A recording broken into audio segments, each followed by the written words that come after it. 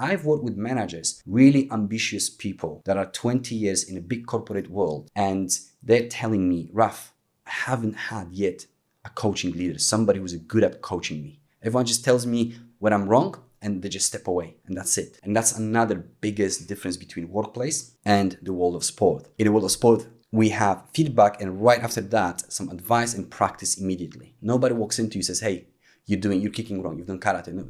When last time coach looked at you and said, dude, you're not kicking right, you're not fast enough, and they just walked away, right? It doesn't exist. In the workplace, we're practicing it differently. Even Microsoft realized that after years of pumping money into training, feedback training, and training managers how to give feedback better. They did a survey in 2018, and as far as I'm concerned, that's the only company that's vocal about it. They did a survey and realized only 25% of employees get frequent feedback. So 1 every 4 gets a feedback. It gets even better, well, worse. Only 7% gets a feedback that leads to improvement. So a quarter of your employees get regular feedback, and only a quarter of that actually improves on the back of it. Right. Because managers think, well, I'll tell you what I think, and that's it. And then it's up to the individual to take that information and not be hurt by it, and just improve themselves.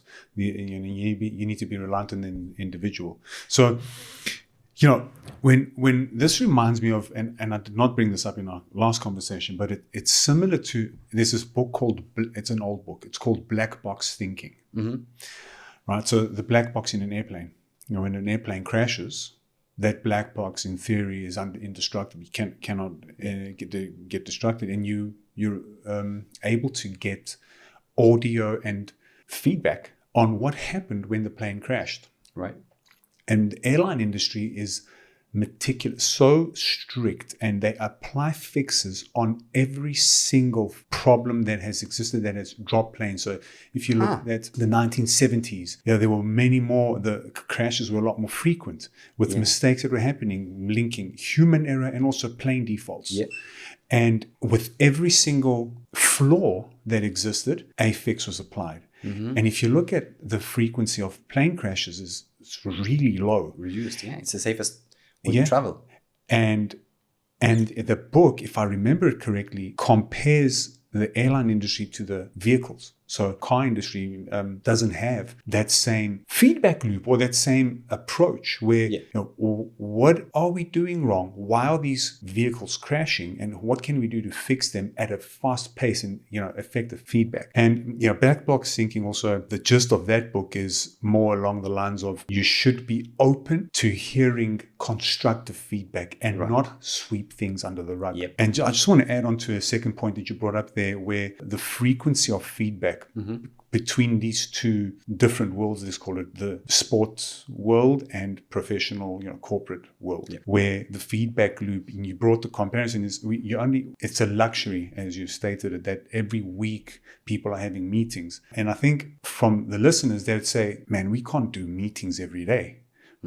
But I think you're going to answer this, but my perspective is it doesn't have to be in the form of a meeting. Exactly. That's because meetings does suck out time. It does. It is not it is not efficient. If somebody's sitting in a meeting for an hour just to hear different feedback. Exactly. When's the time to go work, and then to create the opportunity. You're kind of taking away the opportunity to generate feedback. So maybe let's walk into that. Like, how do you approach this in businesses? Yeah. How do you integrate yourself in their daily process such that the feedback doesn't really require much time, doesn't impact the business per se, but is constructive in that every single person who's working in their role understands what they are doing wrong and right? Yeah.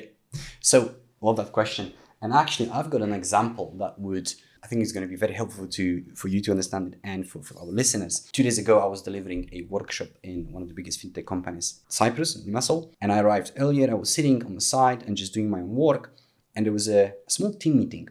And it was 4 people, what it looks like, what it sounds like, describing 2 people work on a web design or something to be used by clients on the internet once they can do, because they were talking about a journey and clicking this, clicking that. So that's what I gathered. And so it sounded like there's 2 folks, there's 2 ladies worked on it, and there's 2 gentlemen, a lady and a gentleman, were kind of like checking in with the progress, right? That in itself was a feedback conversation, but not in the sense that we are framing it. We think in the workplace, feedback is, let's sit down, I'll tell you what I think, and then we're going to have a conversation. It was a casual conversation on the progress, but there was loads of feedback going in and out. So to me, when I think, how do we change the perception of feedback in the workplace? We are integrating it and thinking about principles of what makes feedback stressful in day-to-day interactions. So I am having more positive experiences within a feedback conversation. What I'm saying here is, if feedback is associated with something negative, my job is to create more positive experiences for you, so you start associating differently. So then if I work with the businesses and the managers, we look at it, okay, what are the touch points that you can start communicate differently and signaling to your team, feedback is good, we take it seriously, and it's actually good to your development. And so in that situation over there, the gentleman did really good job with giving the feedback. Technically, he made two, I would say, minor mistakes that caused a friction, because 2 minutes in the conversation, the lady responded with, so what is the problem? Very combative, right? The gentleman wasn't combative at all. He was very polite. He was very careful how he phrases things. Unfortunately, he made three small mistakes, right? The first one was he used the word feedback in the first place. So that's my first advice to everyone in here. If you want to change feedback culture in your workplace, stop using feedback as a word, because it already has a negative connotation. Just have a conversation. You said that if I tell you, hey, I've got some feedback for you, in your mind you go, whoa, what are they wrong? And so if I want you to lean forward and listen to me, Dino, and then take action, it's my job to avoid the moment when you go, oh, what's going on? Right? It's the same in the sales. If I want you to buy my product, I can't just create a situation in your head when you go, whoa, this is not safe for me, this isn't good for me, right? So I need to be mindful of how I approach the conversation.